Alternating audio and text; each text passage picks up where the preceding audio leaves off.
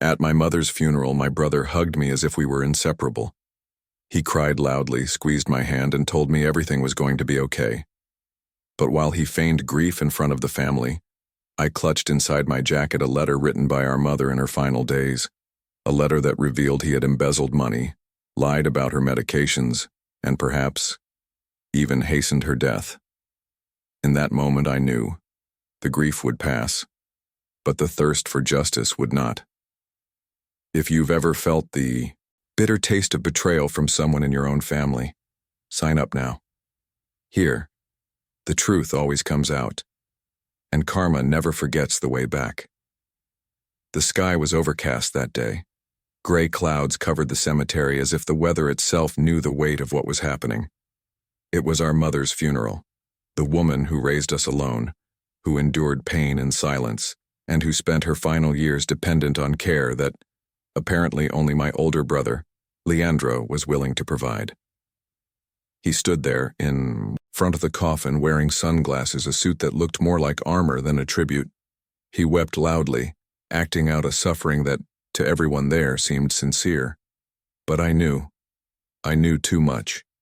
And the more he cried, the more my stomach churned. Some family members commented among themselves, "Leandro was an angel to Donna Marta. He took care of her until the end. What a man." But no one knew what I knew, and no one had read the letter she secretly slipped me 2 weeks before she died. On that yellowed paper, written in the shaky handwriting of someone who could barely hold a pen, my mother confessed what she'd never had the courage to say out loud, that Leandro didn't care for her, he controlled her, that he hid her medications, that he used her credit card to bankroll bets, that he yelled at her, and that in the end, he left her alone when she needed him most. I tucked that letter into my jacket pocket. Every word burned in my chest. My brother hugged me after the ceremony, his eyes wet and his voice choked. "At least now she's rested, right?" I wanted to push him, but I smiled and just said, "He did rest," and he explained everything very well. He frowned but didn't answer. From that moment on, something changed, and I knew that funeral wasn't the end of anything. It was just the beginning. Our family has always been one that likes to keep up appearances. From an early age, I learned to smile in public, even when everything hurt inside. My mother, Marta, was the pillar of the home. A strong, proud woman who did everything to maintain her dignity, even when money was tight, even when my father abandoned everything and left with another woman. She was the one who supported the household alone. She did laundry for others, baked cakes to sell, sewed clothes at night. Meanwhile, Leandro, the eldest son, always had an aura of favorite. Perhaps because he was the first child, perhaps because he knew how to manipulate her feelings better. He always knew how to play the victim, the responsible one. When she cried hidden in her room, he was the one who knocked on the door, telling her everything would be okay. But behind this affection, there was a shadow. Leandro knew better than anyone how to control the narrative. He told her what she wanted to hear, and because of that, she never saw his true colors. I, on the other hand, was always the more inquisitive one. I asked questions, I challenged them, and because of that, I was constantly at odds with him. I always found it strange how Leandro had access to the household finances, how he was the one who controlled my mother's credit card, even as an adult, living in the same house and not actually working. Over time, I faded away. I studied, got a simple job, rented a small apartment, and moved away. But I never stopped visiting my mother.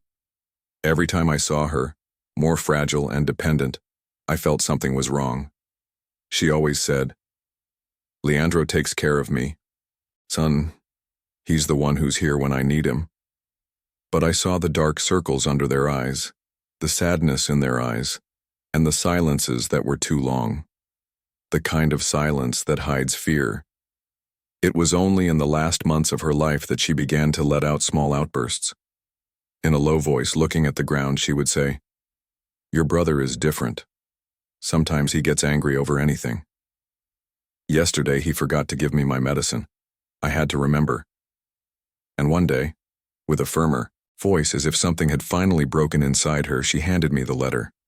The letter that began like this: "If I die, don't think it was just the illness." After that, my vision of our family crumbled, and I knew I had to go through with it. 2 weeks after the funeral, the family lawyer summoned us for the reading of the will. I confess I wasn't expecting anything. My mother didn't have many assets, and I believed that if she left anything, it would be divided equally between Leandro and me. After all, it was only fair. It was what was expected of a mother. But when we arrived at the lawyer's small office, the atmosphere was tense. Leandro seemed too relaxed. He was wearing a light shirt, his hair combed, and had that smirk that only appeared when he felt in control. He greeted me coolly and sat across the room next to his wife. He didn't even meet my eyes. The lawyer, a gentleman with a slow, serious voice, opened the document folder, adjusted his glasses, and said, "Before we begin, I must inform you that Dona Marta contacted me about a month before her death to update her will. The contents were changed entirely at her request." That sentence already made my heart race. Leandro remained impassive, as if he were certain of what was to come. The lawyer continued, "She left it in writing that her house, her only valuable possession, will be passed in its entirety to her youngest son, Gabriel." Silence. Heavy. Cutting. My name had been called. I, the estranged son, the one who was never the favorite, the one everyone saw as the one who didn't help around the house, the one my mother, according to Leandro, barely saw. I turned and stared at my brother. For the first time in years, he lost control of his expression. His eyes widened, his mouth dropped open. And then, as if trying to hide the shock, he let out a short, bitter laugh. She must have been high when she did that. The lawyer interrupted firmly. The document was signed with complete lucidity, registered at a notary's office and accompanied by a video in case there is any dispute. Leandro turned pale. Inside, I felt a mixture of shock, fear, and anger. Because that will wasn't about inheritance. It was a silent confession. My mother knew, and this was her way of finally getting justice. I walked away silently. But deep inside, I knew. That was just the spark. The fire was about to ignite. The week after the will was read, I returned to the apartment I'd rented, after moving out of my mother's house. I closed all the curtains, turned off my cell phone, and sat at the table with the letter in hand. I reread every line as if I were hearing her voice. The handwriting was shaky but filled with pain and courage. It had taken my mother years to write this. And even though she was sick, even though she was afraid, she laid it all bare. Gabriel, my son, if you're reading this, it's because I'm gone. I want you to know that I never stopped loving you. Even when Leandro tried to push you away, he told me you were too busy, that you didn't care about me anymore. And I believed him for a while, but I opened my eyes too late. In the letter, she spoke of hidden medications, screams, and entire days without warm food. She said she sometimes pretended to sleep just to avoid talking to her own son, and that in recent months, she began recording some of these moments. She hid her cell phone under the couch cushion or between the pillows on her bed. An old device, but functional. And it was this same cell phone I found among her belongings when I went to her house the day after the funeral.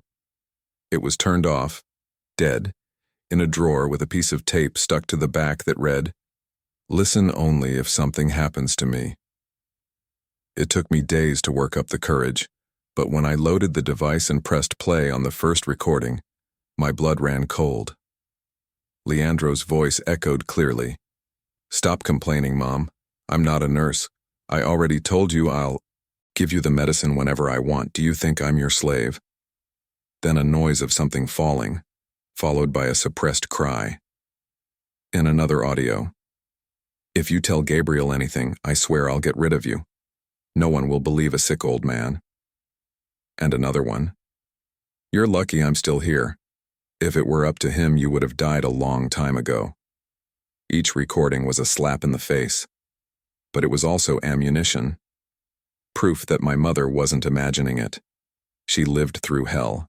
And no, one saw it. I also found a notebook, little sentences that looked like reminders like, Leandro took my card on the 12th, $900 is missing. I didn't receive my retirement payment this month. He said there was an error. I called Gabriel, but he hung up. Did he really answer? Those notes destroyed me inside, because they showed that she tried. She tried to call me. She tried to ask for help. And my brother's manipulator did everything he could to silence the truth. At that moment, something shifted inside me. Pain gave way to determination. I knew what I had to do. I knew I needed to confront him. But not just any old way. The kind of man Leandro had become was dangerous, not only because of the anger he carried, but because of the image he maintained. To his neighbors, he was the exemplary son. To his friends, a devoted caregiver. But I knew what he was like inside. I arranged to meet him at the house where we'd lived for years. The house that was now officially mine. When I arrived, he was already there in the backyard, rummaging through some boxes. He feigned surprise. "Ah, the new owner has arrived," he said, sarcasm dripping from his words. "We need to talk." He laughed. "About what? The inheritance? Congratulations, you win. You can take the house, the furniture, and the medicine too if you want. You abused our mother, Leandro." His expression changed, not completely, but the corner of his mouth twitched, and his eyes blinked as if he'd been hit by an invisible punch. "What nonsense is this? I have everything. The audio recordings, the letter, the notes. She knew, and now I know too." He was silent for 3 seconds. Then he took 2 steps forward and looked at me. "You don't know what it was like to be here. She suffocated me, Gabriel. She treated me like a waiter. I stayed here because you ran away. No, I left because you threw me out with your usual contempt, because you made her believe I was worthless. And now, you want to play the victim?" Leandro turned his face away, bit his lip, and muttered something. When he looked back at me, his eyes were red. "If you show these audios, you'll destroy what little good memory she has left. It wasn't me who destroyed her image, it was you. I'm just cleansing her name of your poison." He started yelling, telling me I was crazy, that he was going to sue me for defamation, that this was a setup. But between the yelling, I could only think one thing. He is. Scared for the first time, Leandro had no control, and this made him desperate. That night I received a message from him. "If you do this, I'll drag you down with me. You're not as innocent as you think. Remember the checks you signed in 2018? Remember your mother's name on that loan you asked me to sort out?" It was blackmail. He was digging into the past, looking for any loophole to silence me. But I didn't back down. The difference was that now I had something he never had. The truth on my side. The next day I took everything to the police. 3 days after I handed over the cell phone, the recordings, and the letter to the local police station, I received a call from the officer in charge. "Mr. Gabriel, we're opening an investigation. But I need you to know your brother has already hired a lawyer and he's accusing you of forgery and fraud." My blood ran cold. Leandro was getting ahead of himself. Instead of defending himself, he was attacking. And his plan was simple. Destroy my credibility before I could destroy his. And that's how all hell broke loose. A week later, a court order arrived at home. The contents: an official complaint that I had fabricated the audio recordings, manipulated our mother's signature on an old power of attorney, and taken money from her while she was undergoing treatment. But the dirtiest part? He attached screenshots of forged messages, showing conversations in which I allegedly asked our mother for money and she refused, saying she was tired of my emotional abuse, messages that obviously I never wrote, but he had a computer technician friend, a low-level hacker, who probably helped him create it all. My first reaction was despair. I called my wife and cried. I called my old boss and asked for advice. And finally I went to the lawyer who handled my mother's will. He listened to me calmly, looked at each of the tests, and then said a phrase that stuck with me. "Your brother doesn't want justice, Gabriel. He wants revenge, and that's usually done in haste. Haste betrays the weak. Stand firm." I followed his advice. I requested a technical report on the recordings. I requested an authenticity check on the audio files and an expert analysis of the forged messages. All of this, of course, cost time and money. But I knew, if I backed out now, I would lose not only the inheritance, but the truth and my mother's name, which he was trying to tarnish. Meanwhile, Leandro began a dirty social media campaign. He posted photos of our mother, long texts saying she died sad, betrayed by the son she loved most, and claimed that the real criminal was hiding behind a well-crafted lie. People who didn't even know us started attacking me online. Family friends stopped responding to me. I even had an uncle who messaged me, "Gabriel, I never imagined this about you. Your mother gave you everything." Leandro was winning, at least in the eyes of the world. But what he didn't know was that the game was far from over. Because at the next hearing, scheduled for 2 weeks later, the expert report would be released. And there, his lie would start to bleed. The day of the hearing arrived. My nerves were raw, my hands were sweaty, and my heart seemed to be beating out of rhythm.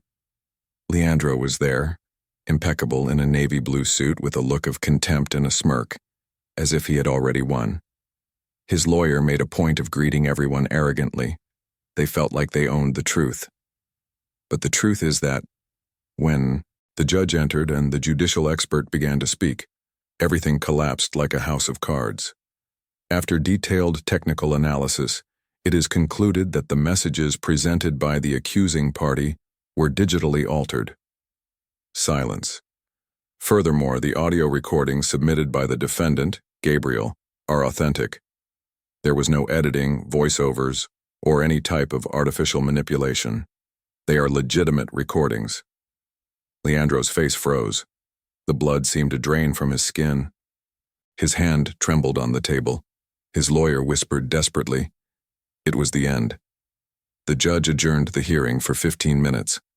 I left the room and took my first breath in weeks. It was as if I had emerged from a dark tunnel and, for the first time, seen the light. When we returned, Leandro no longer looked at me. The judge continued. Considering the reports presented, the attempted falsification, and the unfounded accusation, proceedings will be instituted against Mr. Leandro for slander, ideological falsehood, and attempted obstruction of justice. His fall was quick but not painless. In the following days, he lost his job.